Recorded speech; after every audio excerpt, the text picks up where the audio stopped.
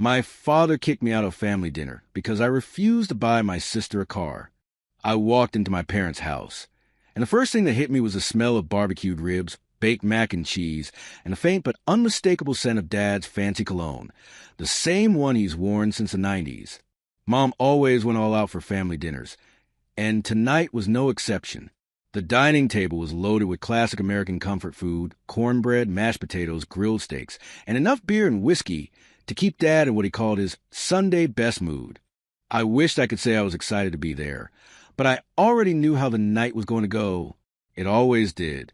My younger sister, Lauren, was a golden child, the one who could do no wrong, while I was the independent one, which was just a nice way of saying I didn't get handouts.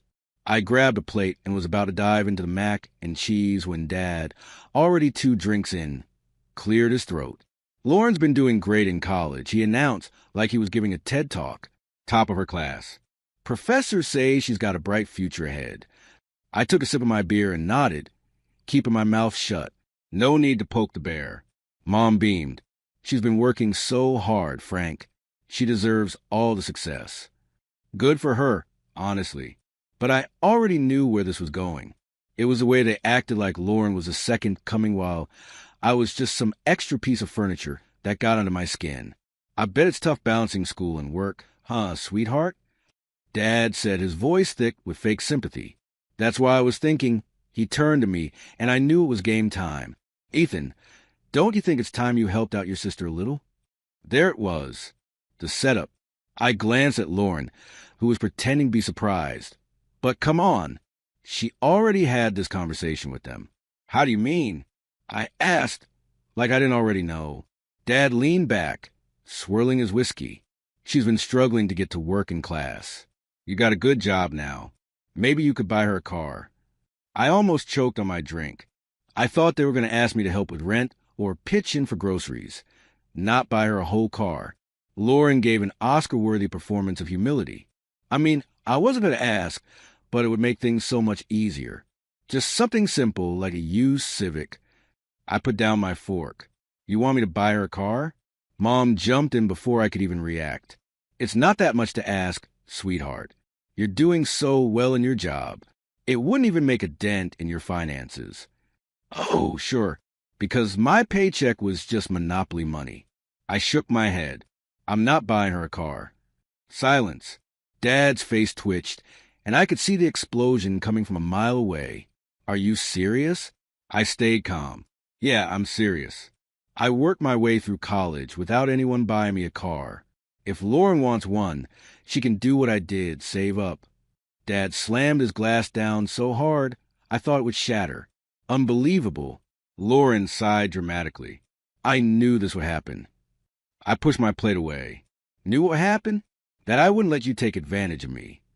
Mom put a hand on Dad's arm, trying to de-escalate, but he was already too far gone. You know what, Ethan? I don't know where we went wrong with you. His voice was sharp, full of disappointment. You become selfish. You only think about yourself. I let out a dry laugh. That was rich, coming from him. Dad pointed at the door. If you're going to act like this, you can leave. I looked at my mom, hoping she'd step in, but she just sat there, lips pressed together, avoiding my eyes. Lauren crossed her arms, looking satisfied, like she just won some silent battle. I stood up, grabbed my jacket. All right then. No one stopped me as I walked out. The night air was cold, but it felt better than being in that house. I wasn't even surprised. This was how it always went. I just didn't expect them to stoop this low. I got in my car, gripping the steering wheel as I processed everything. They had made their choice, and I had made mine. I wasn't going to be their ATM. Not anymore. I woke up the next morning still feeling the weight of last night's disaster. My dad's words echoed in my head. Selfish, ungrateful, only thinking about myself. I sat up in bed, rubbing the sleep from my eyes, but the frustration was still there. I dragged myself to the kitchen, started a pot of coffee, and checked my phone. A couple of notifications from work, some emails, nothing urgent. But then my eyes landed on something I hadn't thought about in years. The shared account with Lauren, back in college, when I was still dumb enough to believe that family should always help each other.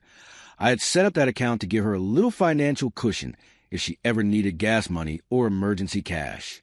I had almost forgotten about it. Something told me to check it. I opened my banking app, scrolled to the account, and my stomach tightened. This was an emergency fund. This was a full-blown lifestyle sponsorship. Rows and rows of charges. $7.85. Starbucks. $22.50. Ulta. $109.99. Sephora. More Starbucks. More online shopping. Apple Music. A recurring charge for Netflix. My jaw clenched as I scrolled further. Hundreds blown on delivery apps. Grubhub, Uber Eats, DoorDash. Lauren had been living like a VIP while I assumed she was struggling to get by.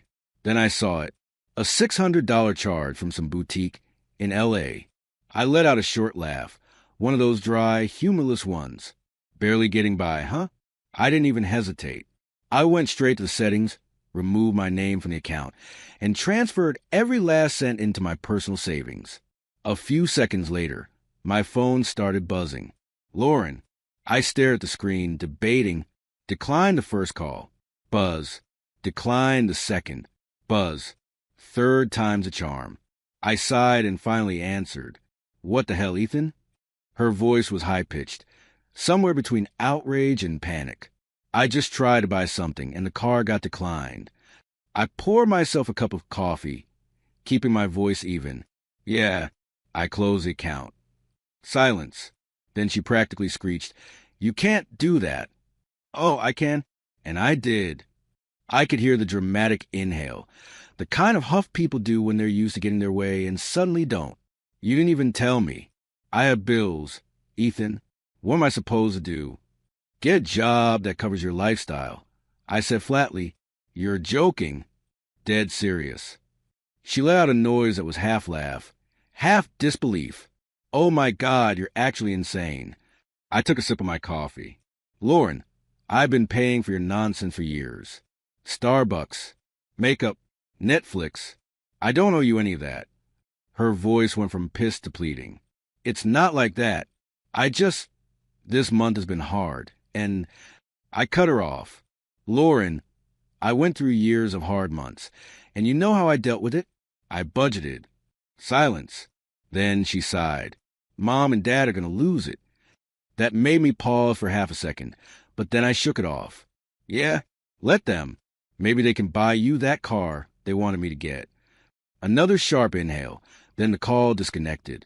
I sat back in my chair, gripping my coffee mug.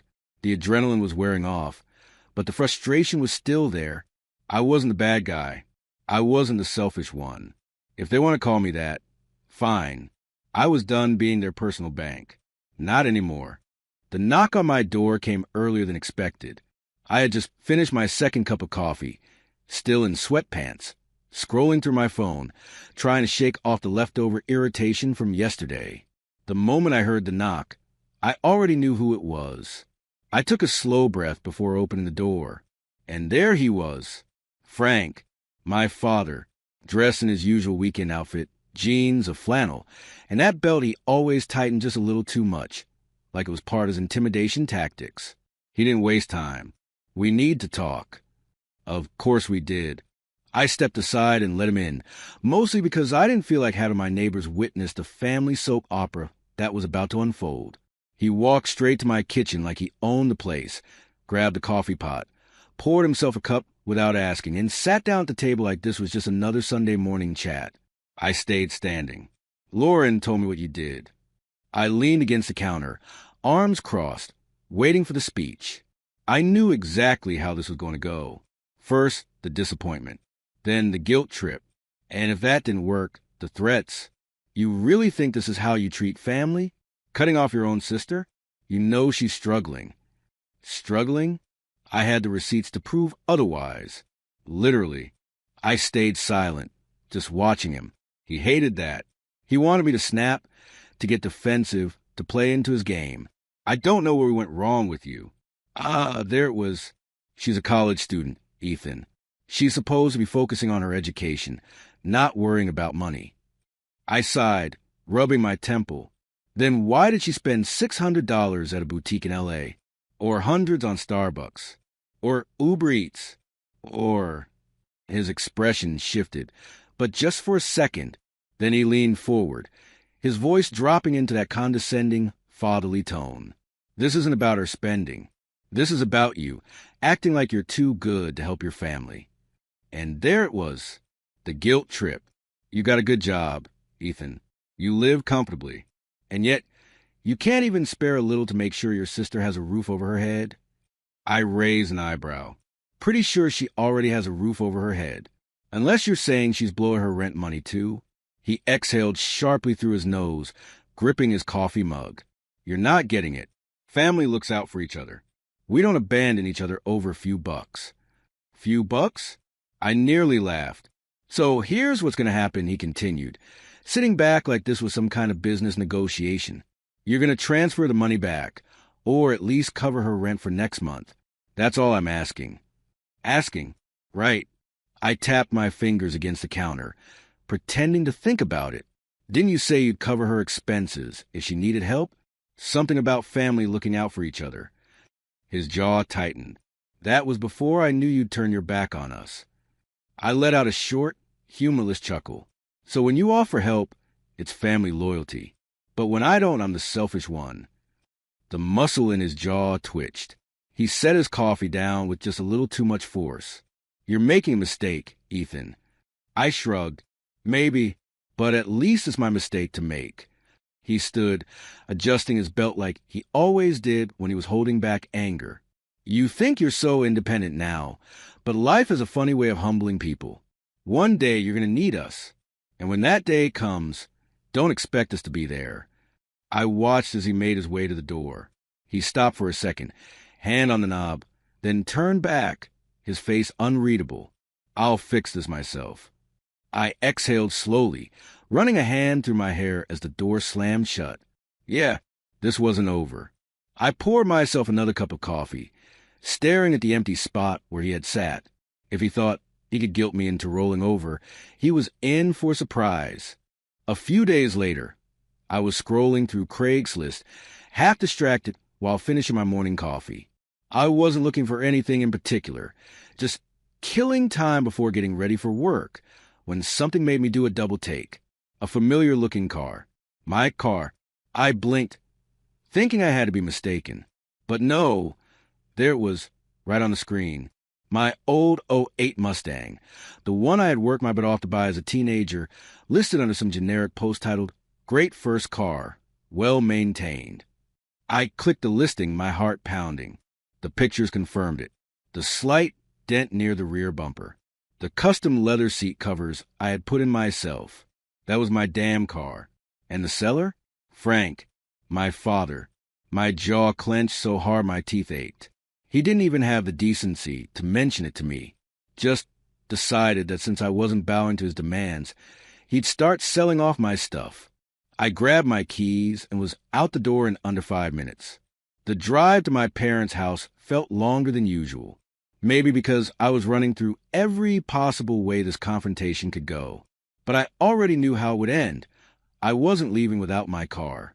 I pulled up the driveway, spotting it instantly.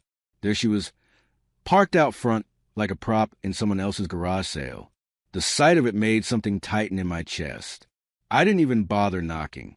I walked straight into the house, where my dad was sitting in the living room, TV remote in hand like he didn't have a care in the world. Nice listing on Craigslist. I said, my voice even controlled. He barely looked up. You weren't using it. Figured someone else could. I let out a short laugh, more out of disbelief than humor. You figured? Without asking me? That car is mine, Dad. I paid for it. He set the remote down, finally giving me his full attention. It's been sitting in the driveway for months, Ethan. You clearly don't need it. I stared at him, half expecting some sign of guilt. There was none, just that same old, I know best look he had mastered over the years. Yeah? Well, I need it now. I grabbed the spare keys from the hook by the door, the same place they'd always been. Before he could say another word, I was out the door and behind the wheel. The engine roared to life, just like it always did. I couldn't help but smile, even through my frustration. I didn't waste time. I reversed out of the driveway and took off down the street before my dad even made it out the front door. It wasn't until I hit the main road that my phone started buzzing. Dad. I ignored the first call, then the second. By the third, I figured I might as well see what kind of nonsense he was about to spew. I answered, "You stole that car." I almost laughed. Stole? I took back my own property. That car was in my driveway, under my roof. That makes it mine. That's not how ownership works, Dad. His voice was rising, that deep, authoritative tone he always used when he thought he could bulldoze me into submission. You can't just take it, Ethan. I was selling it. I already had people interested. I sighed, shaking my head. Yeah, well, now they'll have to be interested in something else. There was a long pause. Then, in a lower, more threatening voice, he said, "This isn't over." I hung up. Of course it wasn't over. I took the next turn toward my apartment, my fingers tightening around the wheel. The Mustang was mine again, but something told me that this was just the beginning of whatever game my father thought he was playing. I pulled into my complex's parking lot and just sat there for a moment, letting my hands rest on the wheel. The familiar scent of old leather and faint traces of the air freshener I used to keep in here filled my nose. This wasn't just a car. This was years of my life. Long shifts at a crappy job, late nights fixing it up, saving every dollar to afford it. And my dad thought he could just list it online like some junk he didn't need anymore. I laughed under my breath, but it wasn't a happy one. If he wanted to fight, he was about to get one. A couple of days passed, and I was finally starting to cool down from the whole stolen Mustang fiasco. I told myself I'd let it go, move on, no more family drama, no more ridiculous stunts. Then I walked into my apartment and felt my stomach drop. The place wasn't trashed. No broken windows, no kicked-in door. But the second I stepped inside, I knew something was wrong. My gaming console, gone. My laptop, gone.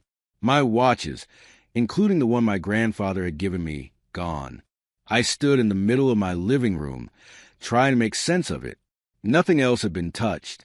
My TV was still on the stand. The cheap jewelry I never wore was right where I left it. The kitchen was untouched. This wasn't some random break-in. This was personal. I checked the lock. No signs of forced entry. The door had been opened with a key. My fingers tightened around my phone as I scrolled to the one number I really didn't want to call. Frank. I hit dial. He picked up after the second ring, his voice cool, like he'd been expecting my call. Finally noticed, huh? I felt my pulse spike. I clenched my jaw so hard it hurt. "Where's my stuff?" He let out a short, humorless chuckle. "I sold it." I nearly dropped the phone. "You did what?" "You don't want to help family? Fine. Then you don't need all that extra stuff. Someone else can make better use of it." I gripped the back of the couch, trying to ground myself. "You came into my apartment and took my things because I wouldn't pay for Lauren's rent." He didn't even flinch. "It wasn't taking, Ethan. You're my son.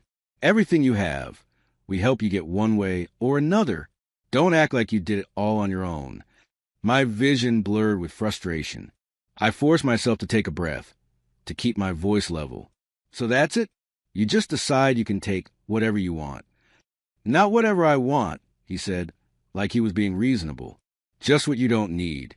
You weren't using half of it anyway." I felt a sharp, bitter laugh rise in my throat. "So you're running a pawn shop now?" He ignored the sarcasm. "You're overreacting. It's just stuff. If you want something back, you can buy it again. Maybe with the money you should have used to help your sister." That was it. That was the final straw. I exhaled slowly, my hand shaking as I forced myself to stay calm. "I'm done." He didn't even hesitate. "Yeah? With what?" "With you? With this. You want to take from me? Fine. But don't expect me to come running when you need something." Silence. Then a scoff. "You'll come back around. You always do." I ended the call. My whole body was tense, my hands gripping the phone so hard I thought it might crack. I wasn't sure what I was going to do next, but one thing was clear. This time, I wasn't going to let it slide. I sat down, staring at the empty spot where my gaming console used to be. My laptop had all my work files. My watches weren't just accessories. They had meaning. And this wasn't just some family issue anymore. This was theft. A real legal crime. And if my father thought I'd just roll over like I always had, he was about to get the biggest wake-up call of his life. I sat on my couch, staring at the blank space where my gaming console used to be. My laptop was gone. My watches, some of them family heirlooms, vanished. The anger that had been simmering finally boiled over into something clearer. This wasn't just another round of family drama. This was theft. And theft had consequences. I grabbed my phone and did what I should have done the second I saw my stuff was missing. I called a lawyer. After a few minutes of explaining my situation, the guy on the other end let out a low whistle. "Wow, that's a new one," he said, clearly entertained. Most people don't have to deal with their own parents pulling this stunt. I wasn't in the mood for jokes. "Can I do anything about it legally?" He didn't hesitate. "Absolutely. You have texts, a call log, and the fact that there was no forced entry. If your father took your belongings without consent, that's theft. Plain and simple." I exhaled. I knew it. But hearing it from someone who actually understood the law made it hit differently. He continued. "If you file a police report, they'll have no choice but to investigate. Whether or not it goes to court, well, that depends. But if your dad wants to play this game, he's in for a reality check." That was all I needed to hear. I thanked him, hung up, and immediately called the police non-emergency line. The conversation was surprisingly smooth. The officer took down the information and advised me to stop communicating with my father for the time being. That part made me pause. My entire life, I had been taught that family issues stay in the family. No matter how bad things got, you didn't involve outsiders. But this was different. He didn't just take a couple of bucks from my wallet. He had broken into my home and sold my property like it was his to do whatever he wanted with. I got off the phone, the weight in my chest a little lighter. Then I did something I never thought I'd do. I called my father. It rang twice before he picked up. "Ethan." His tone was flat, like he was bracing for a fight. I didn't waste time. I filed a police report. Silence. Then a scoff. "You didn't." "I did." I could almost hear the gears turning in his head. "You're really going to drag our family through this over a couple of gadgets?" I clenched my jaw. Over my property being stolen and sold without my consent? "Yeah, I am." There was a pause, and for the first time in a long time, I thought I heard something new in his voice. Panic. "Listen, son," he said, suddenly switching to that sickly sweet, let's be reasonable voice. "There's no need to get the police involved. Let's talk this out like adults." I leaned back, shaking my head even though he couldn't see me. That option was on the table before you decided to sell my things behind my back. He let out a heavy breath. "Fine. What do you want?" I almost laughed. He didn't even deny it. Didn't try to gaslight me, twist the story, make me feel like I was overreacting. He knew exactly what he had done, and now that there were real consequences, he was scrambling. "I want my money. Every dollar you made from selling my stuff. Now." Another long pause. Then the magic words. "Fine. I'll send it." I checked my phone a few minutes later, and sure enough, a transfer notification popped up. Every cent. I half expected him to try and short me, but I guess the threat of actual legal action was enough to scare him straight. The weight in my chest finally lifted. I had won this round. But I wasn't naive. This wasn't over. I got up, walked to the kitchen, and poured myself a drink. The Mustang, the stolen electronics, the years of guilt tripping. It was all coming to a head. My father was losing control over me, and he hated it. And something told me he wasn't done trying to get it back. For the first time in my life, I was making decisions purely for myself. No guilt, no second guessing. Just me, my own path, and a fresh start somewhere far from the mess I had left behind.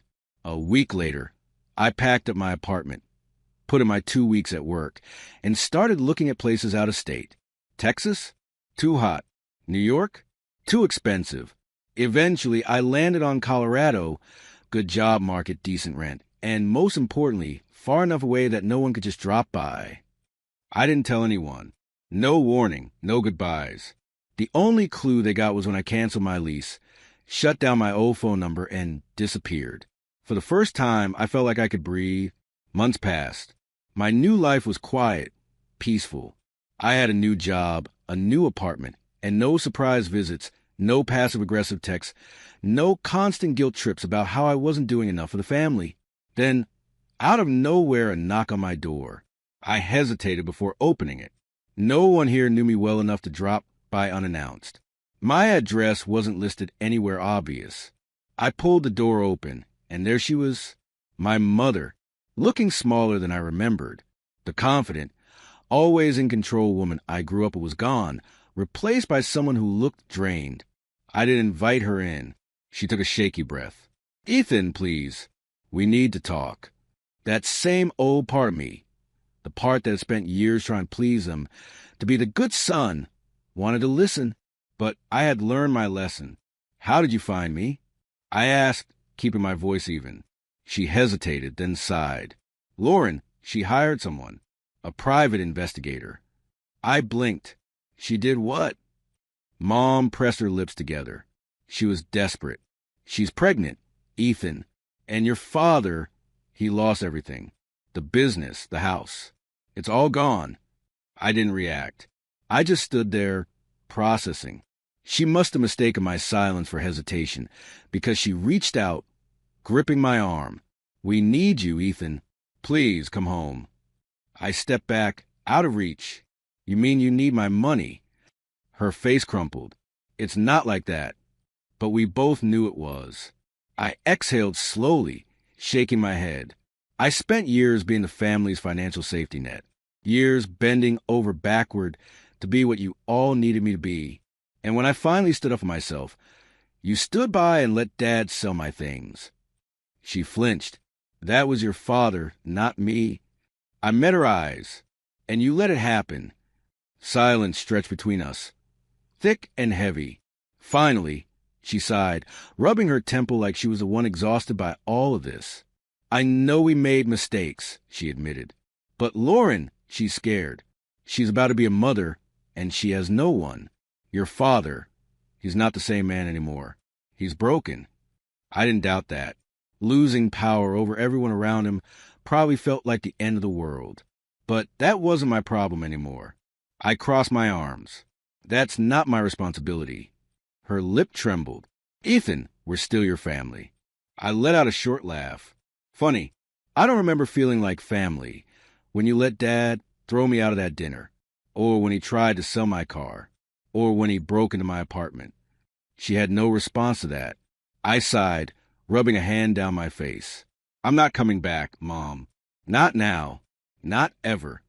She wiped at her eyes, nodding stiffly. I had to try." And with that, she turned and walked away, disappearing down the hallway.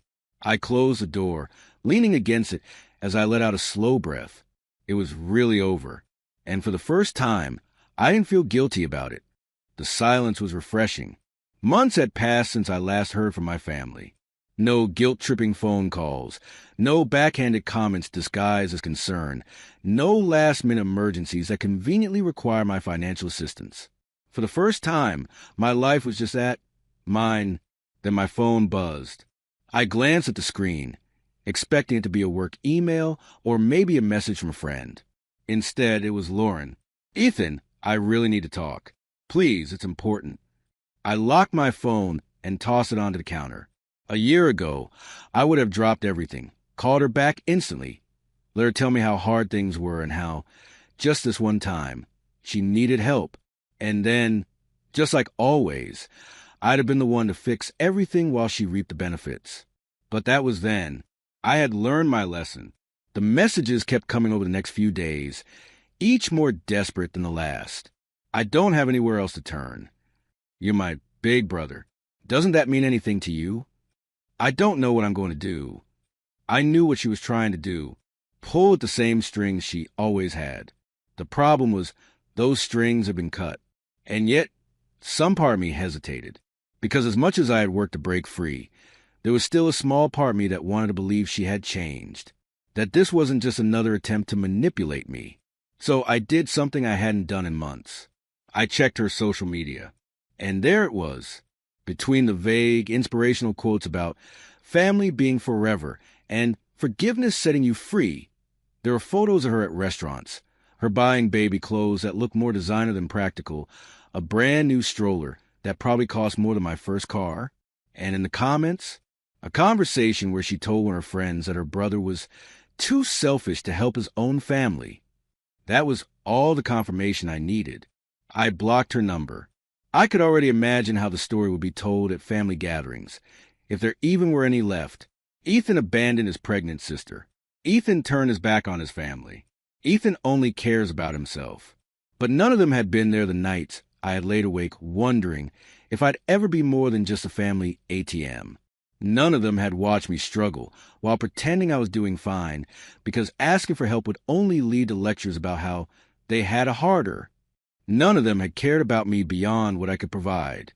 And now, for the first time in my life, I was truly free. 6 months passed. I built a life in Colorado that had nothing to do with them. I had new friends who knew me for me, not for what I could do for them. I spent weekends hiking, visiting new places, actually living my life instead of waiting for the next disaster to clean up. I picked up new hobbies.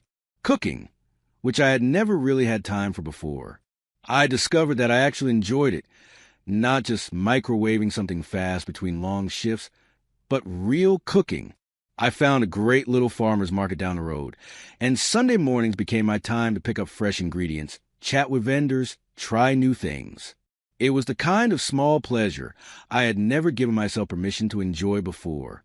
I started going to the gym again, not to impress anyone, but because it felt good to take care of myself. I wasn't constantly drained by someone else's problems, so I actually had energy to invest in my own health. Even dating felt different. Before, I had been so preoccupied with family drama that I never had the mental space to connect with anyone. Now I was finally in a place where I could focus on myself. And to my surprise, people actually liked me for who I was, not what I could provide. For the first time, I wasn't someone's backup plan. I wasn't someone's safety net. I was just me, and it felt incredible.